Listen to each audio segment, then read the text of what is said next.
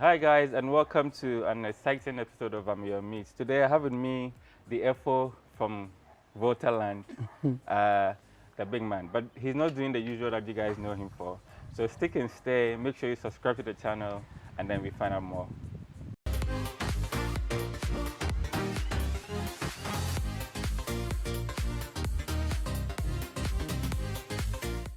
So welcome back. FO. FO giraffe. I mean, we've been having I our saw that battles post, online. yeah, I mean.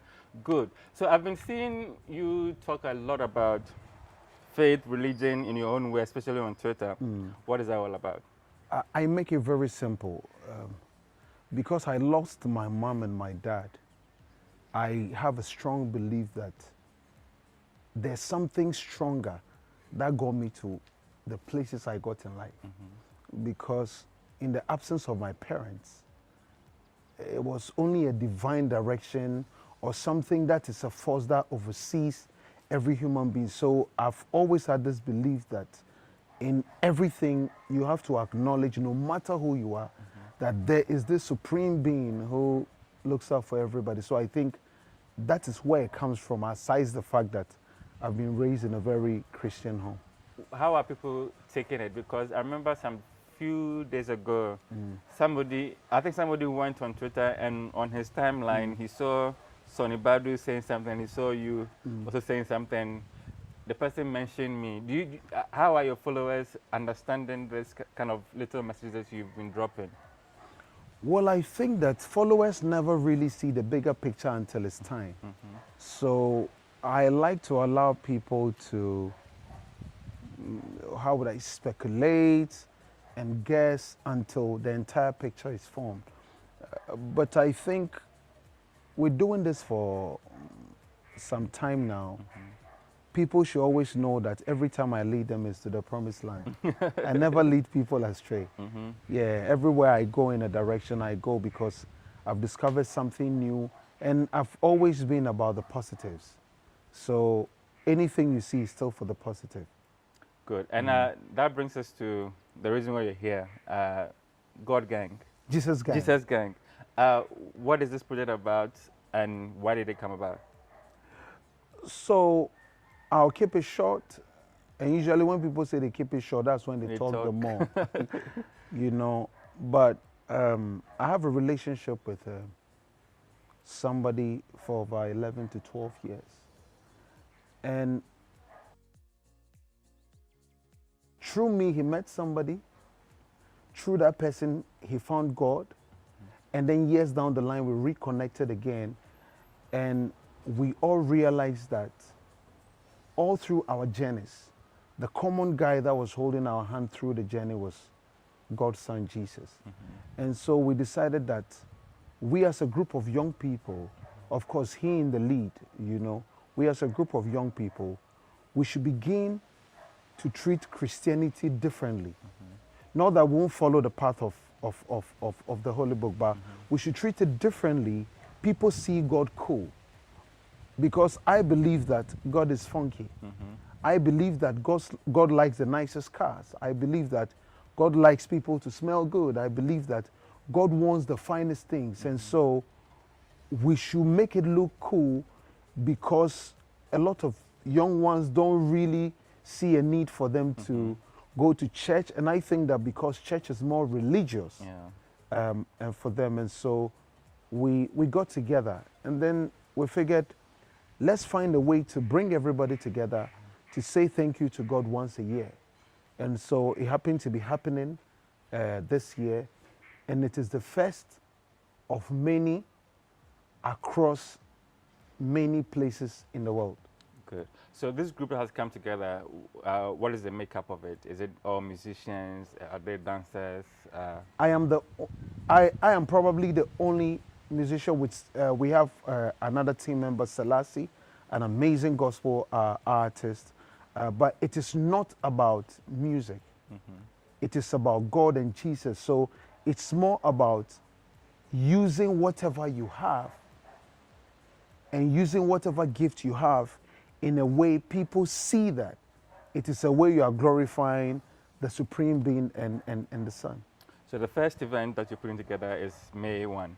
Yes, May 1 is the first one. We have myself, we have Prophet Bernard, El Bernard, Nelson Eshen. I hope I got the entire name. Yeah, Prophet Bernard, El Bernard, Nelson Eshen.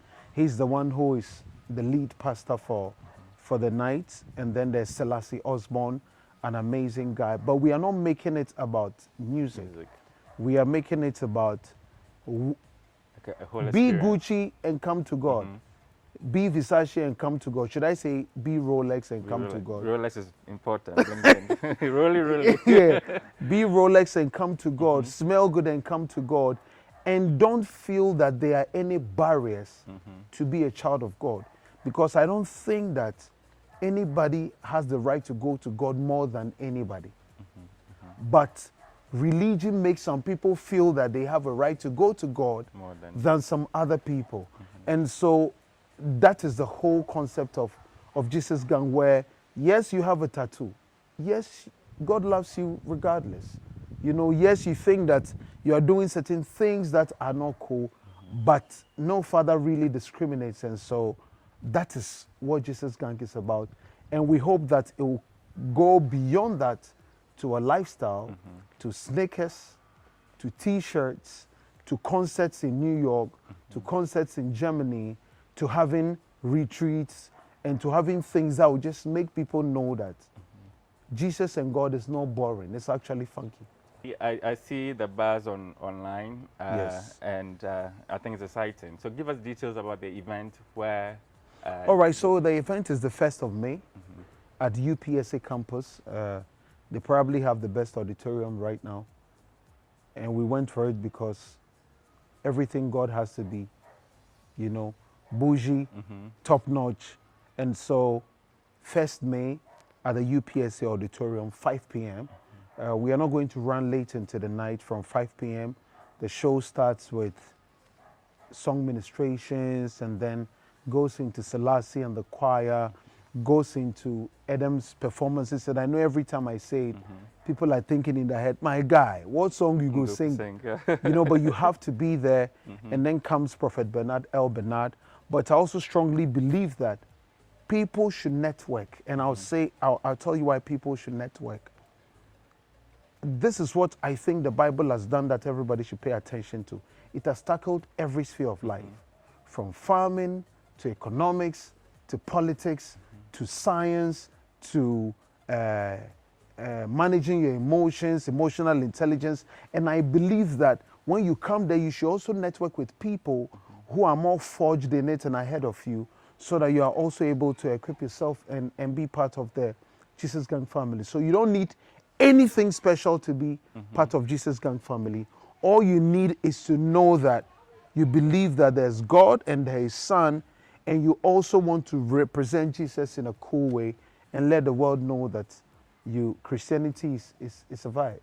And I like the fact that you said that people don't know what to expect on the night. They are wondering what you're going to sing. But I have observed you over the years, and you are one of the most eclectic musicians we have in Ghana. Thank you. And your recent song is one of that. The one with Ifia. Yeah, Favor. Yeah. And what made you come up with that concept one and that unique style? Even it also reflected in the video as well. What made you want to push it to that level?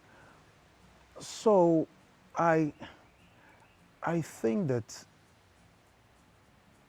I like new territories. I like to try new things. And I think I do so because I believe that there's only one life to live. And so I can't waste time being one way. I should waste my time exploring. And I think that if anybody can tell about exploring, it's you, because you travel too much.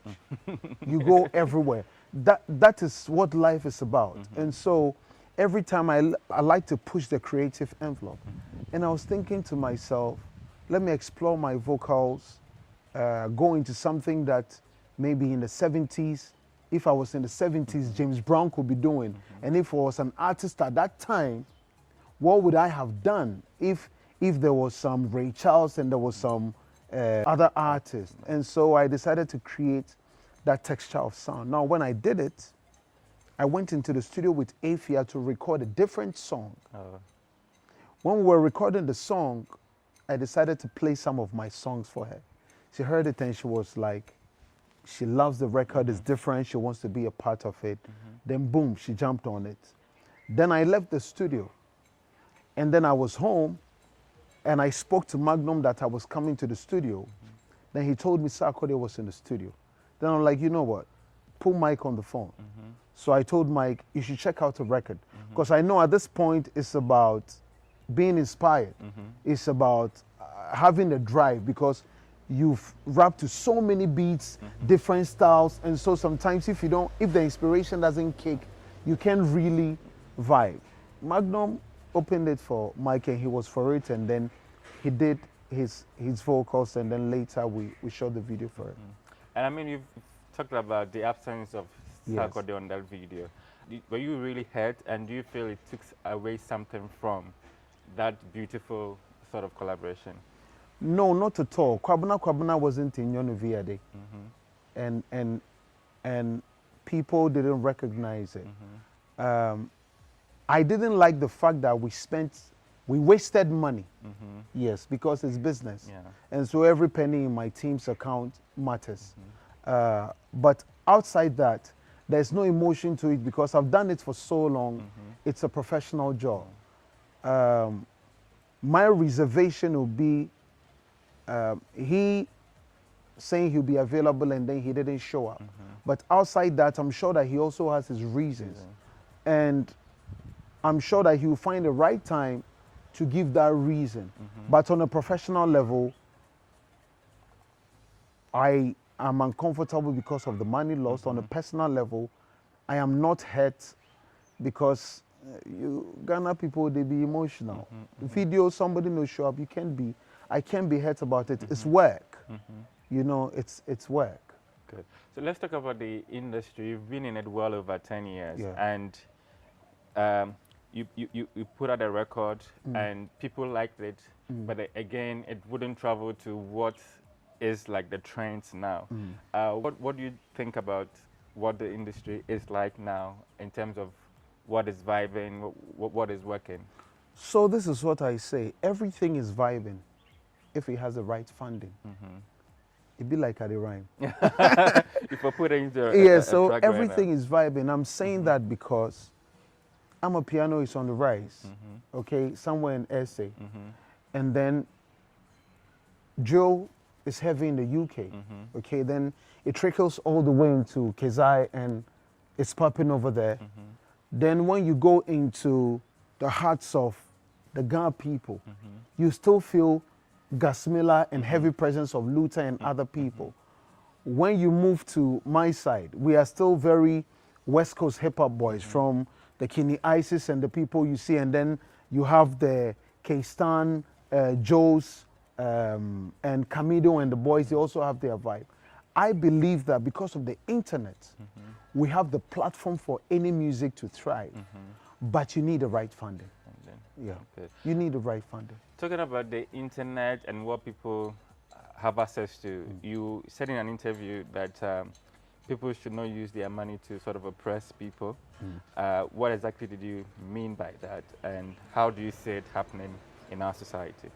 Well, I think that the internet has created a platform of false perception. And it turns around to make people want to feel and look better than other people. I believe all the cool things, the mansions, the cars are okay. But I'm saying that you shouldn't use it to discredit people, because if you are rich, it's relative. If you are handsome, it's relative.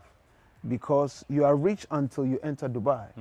Or maybe you have a big mansion in your area until you move somewhere. And so I believe that now that the internet is here, we shouldn't be fake woke, but we should be more aware that life is too easy for people to make it look like you need certain things to validate, because this is my concept. If Ameyaw used to walk 10 years ago, and then 5 years later, he has a motorbike, he's rich because that is his progress. And it's very, very important. It will only be a problem if somebody doesn't know his story and thinks that I've known him for 5 years and because of that he should be like the next guy who is driving a Benz. Maybe the next guy also was working 10 years before Ameyaw. And so that is the space I think that we as the young people should begin to think and operate, and it will make you live life in a more meaningful way. And also, each time people are on social media, you shouldn't forget your personal purpose, because yes, everybody has their purpose.